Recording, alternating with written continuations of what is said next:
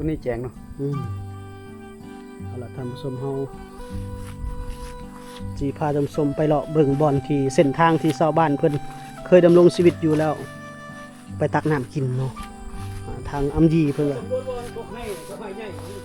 ทางโอ้พุ่นไห้โอ้เขามาเฮ็ดให้เนาะเพิ่นตะมันมีไห้เขาอ๋อน้ำเซเนาะปลาหลายเลยนะปลาเนาะพอสิเกิน โอ้บ่ได้เอามองมาใส่บ่มื้อนี้ บ่ได้แล้ว บ่ได้ถือมาเนาะ นี่ถือมาก็พยานบ่ทัน โอ้ต้องมาแต่เช้าพุ่นเนาะ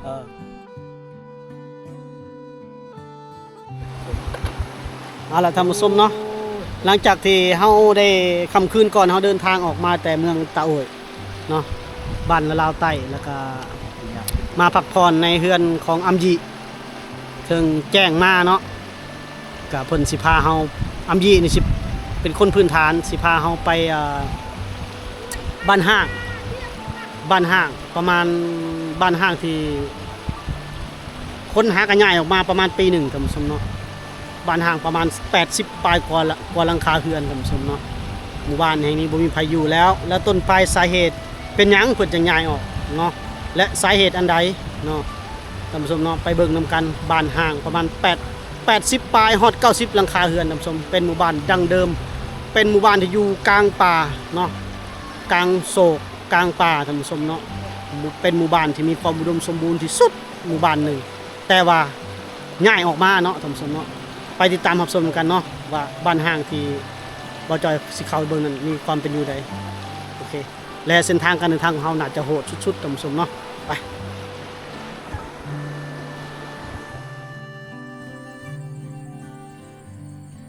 อีกมุมหนึ่งของบ้านห้างเนาะมุมนี้มีแต่เฮือนหลังใหญ่ๆทุกคนแบบเฮือนคนมีเงินว่าซั่นซะเนาะเพิ่นแต่ละคิดฮอด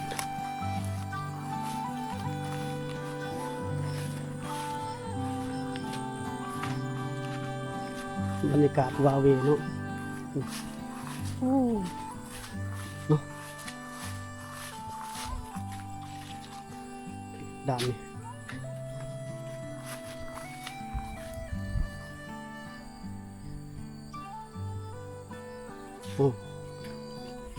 ทีมงานเฮาบินโดนแล้วทีมงานเฮามีโดนบินแล้วท่านผู้ชมเนาะ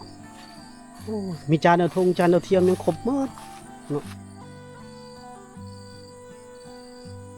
อีกสิ่งหนึ่งที่บ่จอยได้เข้ามาสัมผัสเลยแบบยันในบ้านห้างแห่งนี้เนาะบ้านกลางหุบเขาคือแบบชาวบ้านที่เพิ่นเอาเครื่องเอาของไว้แบบอยากคล้ายๆคือยังมีคนใส่ชีวิตอยู่เนาะเฮาเลยเสียวเข้ามาเลยย่านแบบมันเป็นตาย่านเลยทุกคนเบิ่งประมาณ80กว่าหลังคาถึง90หลังคาเรือนนี่พาเลาะอีกมุมนี่ท่านผู้ชมโอ้ตัวแถวนี้แห่งอันนี้ทีมงานเขาแบ่งกันแยกออกไปถ่ายเนาะมานำกัน 3-4 คนคือแยกออกเพราะว่าถ้าไปนำกันเสียงมันจะวนเนาะและจะบ่ได้ความมักขรสนี่ท่านผู้ชมโอ้มาผู้เดียวแบบอย่างหน่อย2 คนก็ยังดีเนาะเลาะคนเดียวนี่โอเสียว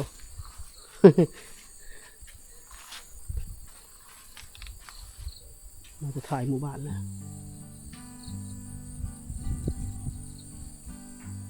ไปขุดแห้งนั่นเนาะตอนนี้มีจานดาวเทียมแล้วก็มีละอันกังตักเสื้อผ้าเนาะจานดาวเทียมเนาะยังมีเลยโอ้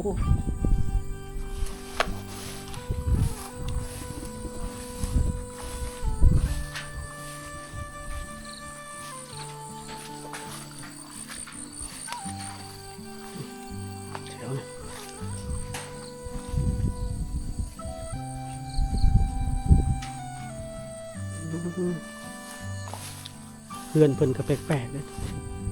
นี่เฮือนของพ่อแม่พี่น้องชนเผ่าปะโกะล่ะเนาะเฮือนห้าง บ้านห้างโอ้เขาตกใจหมด คิดว่าไผไปยืนถึงหน้าคุณทุกคนตกใจหมดแต่แท้ทีมงานเขาบินโดรนโอ้ยคิดว่าบินอยู่ทางไหนไปยืนอยู่ทางไหนโอ้เสียวเลย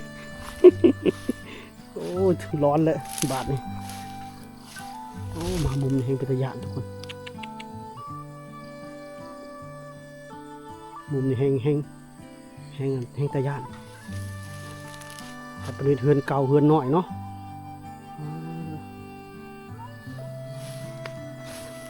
ท่านผู้ชมที่รับชมอยู่ก็อยากมาแบบนี้บ่เนาะนี่คือบ้านห้างในแขวงสารวันเนาะเมืองสมุยแถวนี้จะเป็นถ่ายหมู่บ้าน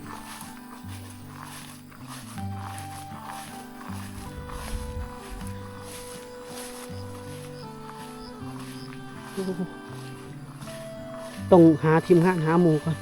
ไปย่างผู้เดียวนี่เสียวโอ้โหแนมไปทางนี้แห่งน่ากลัวท่านผู้ชมโอ้โหตะยานอะไร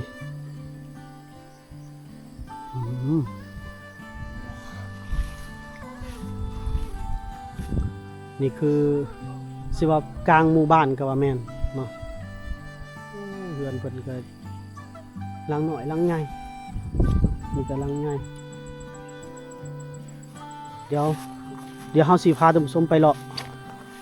บ่อนเพิ่นตักน้ำอยู่น้ำกินน้ำใส่แถวนี้น่าจะเป็นเหล้าเขาเนาะด้านนี้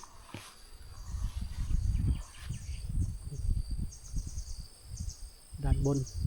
เนาะทีมงานเขาก็กำลังเก็บภาพมุมสูงเนาะบินโดรนอยู่โอ้มีน้ำกอกอยู่ได้ป้อโตมาเจาะได้เชยอยู่นี่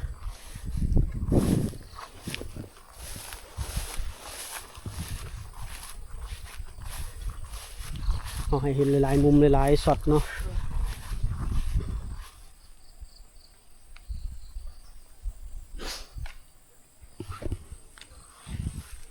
ครับแคบพี่น้อง อำดีออกไปอยู่บ้านใหม่นี่ยังคิดฮอดบ้านเก่าอยู่บ่ บ่คิดปานใดบ่ได้คิดปานใด โอ้ แต่มีแต่สองอย่างเท่านั้น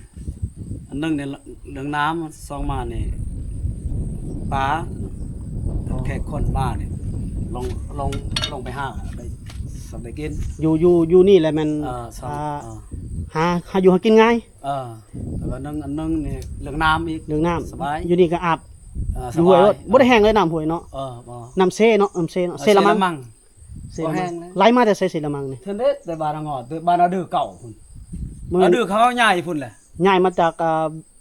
ไหลมาจากเวียดนาม แต่ บ่ ดับพุ่นแหละ ไหลมา ตาดพุ่นแหละ ไหลมาแต่เวียดนามบ่นี่ บ่แม่น บ่แม่นเนาะ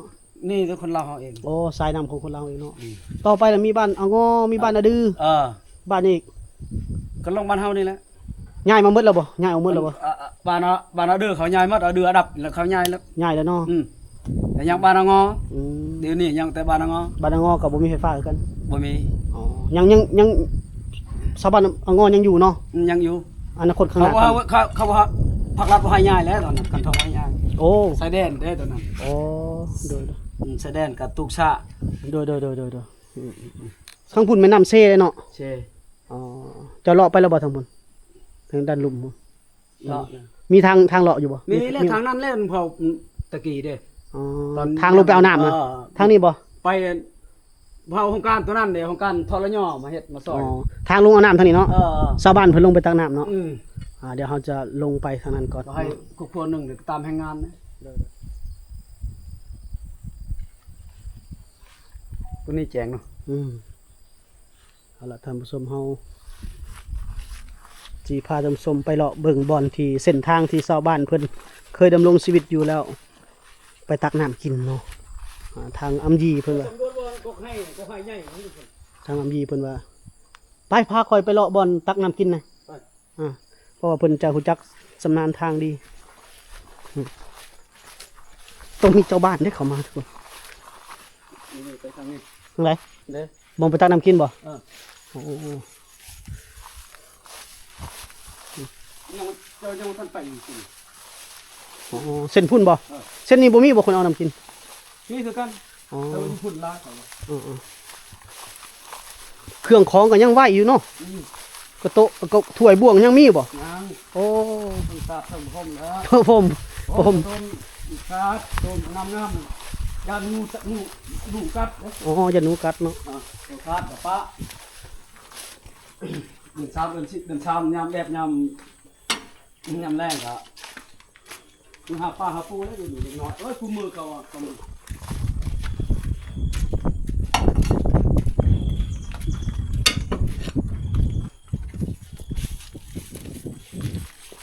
มากับเพิ่นนี่คือว่าอุ่นใจแน่สำหรับผมนะย่างผู้เดียวผัดเสียวๆ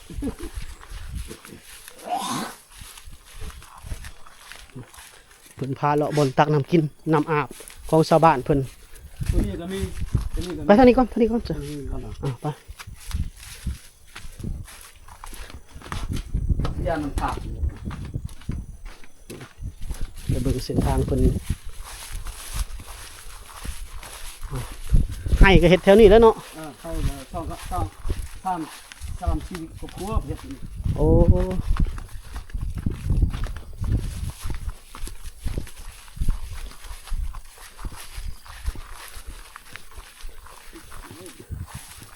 มันก็จะโคกเลยเนาะ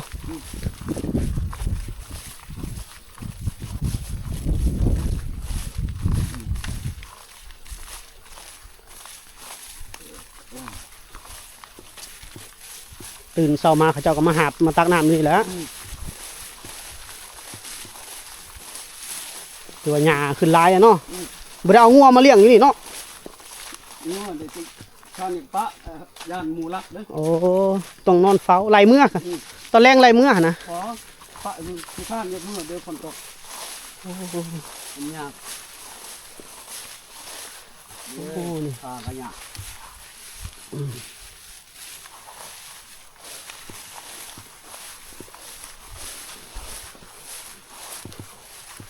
โอ้ยยังหลายคนอยู่นี่ม่วนนี่ แม่นยังหลายคนอยู่ในม้วนเราก็ว่า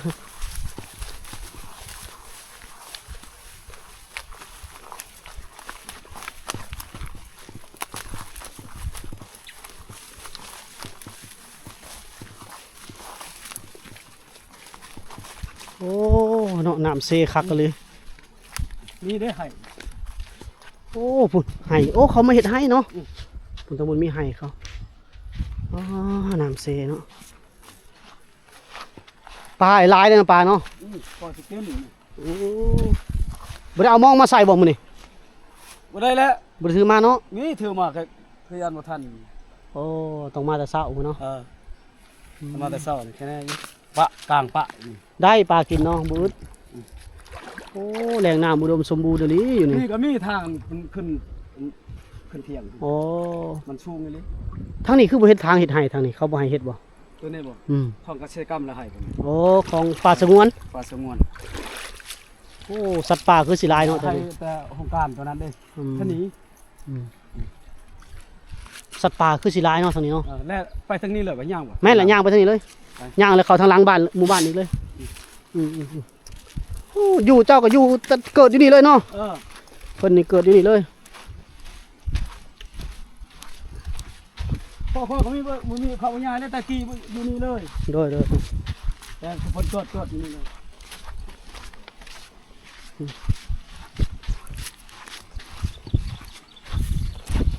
เนี่ยแหล่งน้ำกินของชาวบ้านบ้านห้างนี่สมเนาะพี่น้องเผาปะโกะกินอยู่นี่อาบเบดบ้านแล้วมาอาบอีกเนาะโอ้ 3บ่อนบ่นึงบ่อนดิบ่อนนึง4บ่อน โอ้ 3ตัวนี้ตัวนึงบ่อนนั้นเอง อืม คนใกล้กันก็ไปตักตัวนี้คนใกล้กันก็ตักอยู่ แม่นลงผู้ใดใกล้ให้ลงไปตักอาบรถซักเสื้อผ้า ทางนี้เลยบ่ทางนั้น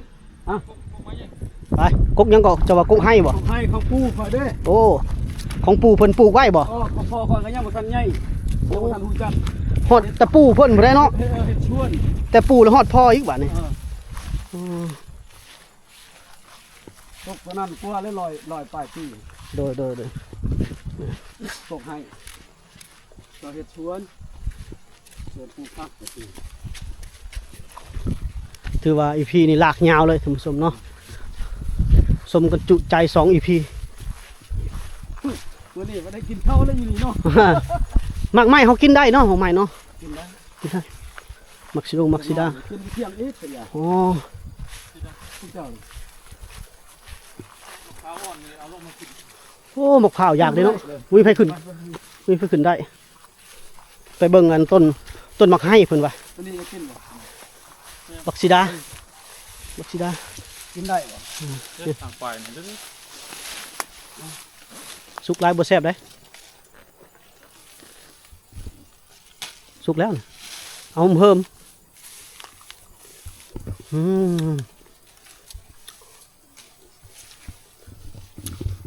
ทีมงานเริ่มหิวแล้ว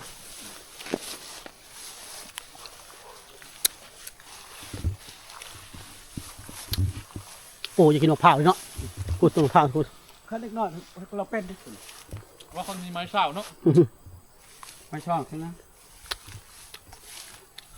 ไม่ใช่หมดนะ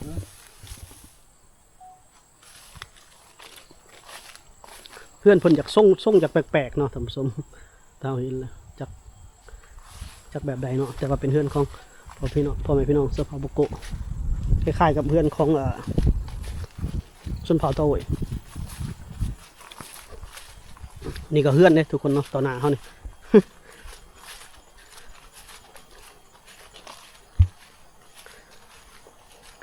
โอ้แปลกเนาะแปลกหูแปลกตาไปเพื่อนของพ่อแม่พี่น้องชนเผ่าปะโกะ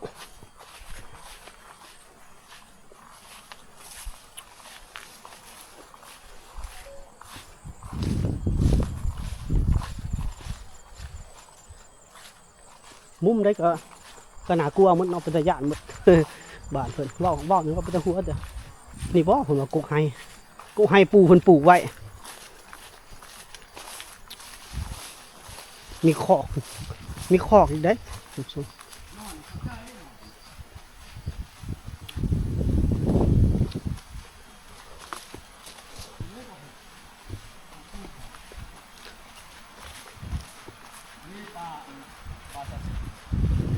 โอ้แถวนี้ให้งามเนาะบ่อนเพิ่นมาตะ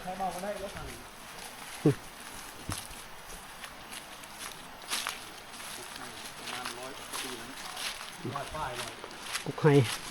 ไห้อันพอของปู่ของนี่ปลูก อันนี้นี่พวกไผ่ปลูกจะปลูกไว้บ่ เขาพูดแล้วปลูกไว้ตรงนี้ ประมาณจักปีแล้วนี่อายุ ได้ละลอยปลาย 100 ปลายปี ก็ค่อยกดนับจะค่อยเห็นก็คือแบบนี้แหละ โอ้ ใหญ่ซะนี้แล้วเนาะก็เกินมากันใหญ่ซะนี้แล้วโอ้โห เพิ่นปลูกบ่แม่นเกิดเองเนาะ เขาปลูกกันนี่ โอ้ เขาส่วนเห็ด โอ้แต่เก่าเป็นสวน ตะเกียเนี่ยคนบ่ไล่อยู่นี่ อ๋อ ระหว่าง10เพื่อน10หลังเพื่อน อ๋อสิกินข้าวเรือน เขาย่าอยู่พุ่นแน่เขาย่าอยู่ลุมแน่และบ้านเตาไต้บ้านเตาไต้ก็แม่นย่าตัวนี้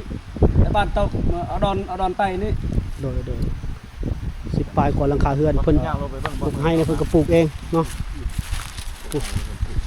โอ้หมองนี่งามเนาะบ่อนเพิ่นลงไปมันมีราคาผู้อื่นมาห้างไทยแล้วอยู่ก็ค่อยหา โอ้ลมแห้ง เฮ็ดมันกินได้ มีเห็ดโอ้มีเห็ดอีกนี่ของ เฮ็ดฮูลูเหมือนกันเนาะ ตัน เป็นกระตัน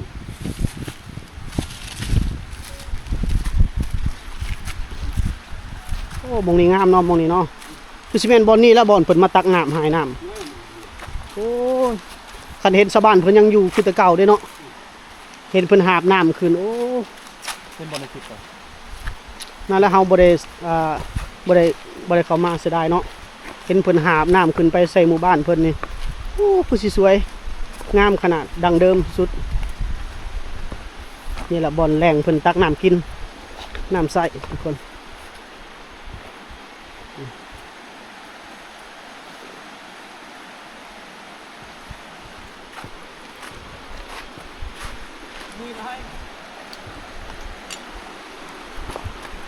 งามเนาะมื้อนี้เนาะ จุดนี้แหละสมัยก่อนยามเช้าๆเพิ่นลงมาตักน้ำอยู่นี่ โอ้แต่ก่อนนี่แม่นมาเอาน้ำหาบน้ำนี่เนาะ หน้าผมอยู่นี่ หา นี่ กิ เรีย น ก ก็ ว่า ข้า 30 หากินก็ย่างข้ามไปนี่ เป็นสถานที่บ่อนเก่าของชาวบ้านในชนบทเพิ่นเนาะในบ้านห้างนี่มาตักกินตักอาบ หลุดพ่อเนี่ยความทุกข์ยากเนาะ โดย นี่สบายละ สบายแล้ว อยู่ดินทางดำอีก เดี๋ยวนี้ง่ายไปอยู่ทางดำแล้วเพิ่นว่า โอเคเดี๋ยวมีแต่ คกตับเขานี่เพิ่นก็ยังเก็บไว้อยู่ได้เนาะยังบ่ได้มากเนาะยังหลายอยู่คกก็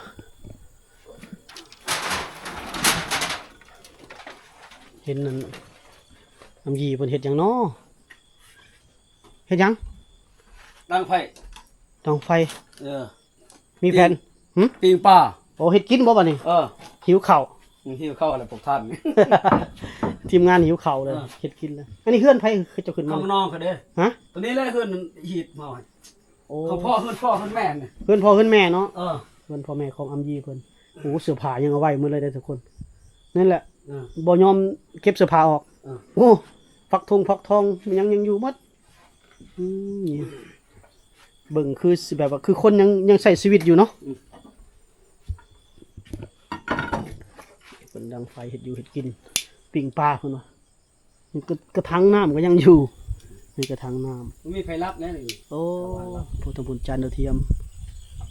อันค่อยขึ้นไปเลาะนี่ได้บ่เลาะทายในแถวนี้ในเฮือนนี่นะขึ้นไปเลาะได้บ่ ได้ ได้เนาะในเฮือนพ่อแม่ของเจ้าเนาะ เออ อ๋อนี่สั่นวางเท่านี้ก็ยังอยู่หมดทุกคนนี่คือบ้านห้างเลยทุก ตัว คน นี้แล้วเขาเฮ็ดกินกูมื้อเขามาแต่ให้ โอ้ น้องเขาจะทางให้อยู่นี่อยู่บ้าน โอ้แสดงว่าเพิ่นก็มาแวะอยู่เนาะ มีเขานอนก็มีนี่ โอ้ชาวบ้านเก่าอันคนยังมานอนอยู่บางคน บางคนมีให้อยู่นี่ มีให้มานอนอยู่ให้นอนนี่เลย มีสังบ่คลำไม่ยัง อ่า คันบ่ไปบ่มาน่ะคลำนะ โดย เดือนหนึงก็2เทื่อ3เทื่อได้ยัง มานอนเนาะ แล้วนอนประจำเลยก็ได้ โดย ยังฮิตอยู่นี่เด้ ยังโอ้ฮีดยังบ่ทันได้ย้ายเลยยังบ่ย้ายฮีดว่ะนี่เป็นห้องนอนเนาะ นี่ห้องของแม่ก่อน ห้องนอนของแม่ โอ้ ตัวนี้เด้ ของน้องก่อน ตัวนี้ห้องนอนของน้องชายบ่หรือน้องสาว เอาน้องชาย น้องชายเนาะ คอยก็ออกย้ายอยู่พุ่น อ๋อ ลงไว้ อันนี้ วันนี้แล้วคันเขาว่าขึ้นอยู่นี่ได้นี่ฮีตเฮานี่ โอ้ขันย้ายฮีดนี่แหละ ขนาดขึ้นตัวนี้ได้ยังตัวนี้บ่ได้ อันนี้เนาะ ใกล้ๆอยู่นี่ได้ มีหยังแน่นี่มี บ่มีหยังมีแต่อันเฮ็ดเด้อคันบ่ได้ตายก็ต้องมีตัวนี้ อ๋อ ตัวนี้ก็เฮาแก้หมูแก้แบแก้หยังก็สิแก้อยู่นี่แหละ อยู่นี่โดย ศาสตร์ก็นี่ คนจำเจ้าบ่จำหรือ คอยแล้วจำ อ๋อ จำผิด จำฮีดในฮีดในหมู่บ้านบ่หรือว่าฮีดเฉพาะเฮือนชุมเจ้า ของไฟของมันเด้ อ๋อ ชุดร่วมก็มีคือกัน อ๋ออันนี้ฮีดของเฮือนชุมเจ้าเนาะ เออ โดยอันนี้เพิ่นอันนี้นี่คือเจ้าเจ้าคุกเจ้าเหล่าของเฮือนนี่บรรยากาศด้านนอกสมระเบียงหมู่บ้านเนาะ โอ้เนาะ บ่ได้เฮ็ดเนาะบ่ได้เฮ็ดเลยมอง โดยบ่เป็นหยัง ป้าพระเจ้านั่น โดย